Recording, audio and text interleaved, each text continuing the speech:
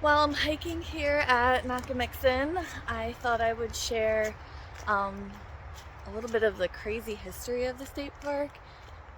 Every time I come here, I always feel a little conflicted knowing that this, land used to be a lot of people's homes, and they were just kind of like taken.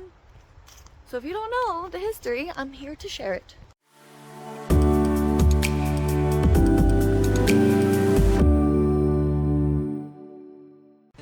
In the 1960s, Maurice Goddard, he was like in charge of the Pennsylvania Department of Natural Resources or something like that.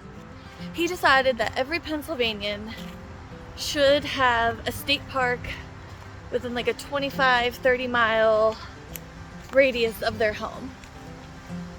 So that means that's a lot of state parks. That's why Pennsylvania has like over 200 state parks, because this guy's like, we need a state park everywhere. So one of the areas that he was looking at was the area around Tohickon Creek, and that area had farms, had a village, had a lot of stuff going on. But he wanted it because he wanted to flood the creek to make a lake.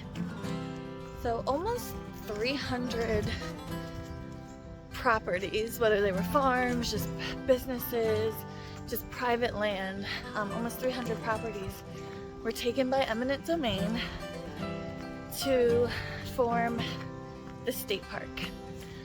There's things in there too that were taken that, like historic buildings, like an old grist mill. There was a cave that I believe is now at the bottom of the lake. Reportedly had like historic artifacts from the Native Americans who lived in the area. Like I said before, like a village was demolished.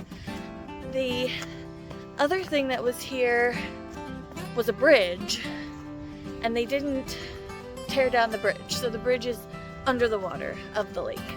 So in 1973, the U.S. Army Corps of Engineers dammed up Tohickon Creek. The dam is still there. They actually release the dam a couple times a year to flood the creek, so there's like really good like boating and kayaking. But they dammed up the creek, creating Lake Nockamixon, and it took about 6 months for the lake to fill up. And now we have our state park. The park opened in 1974. So there's a lot of old farmland and homes under there.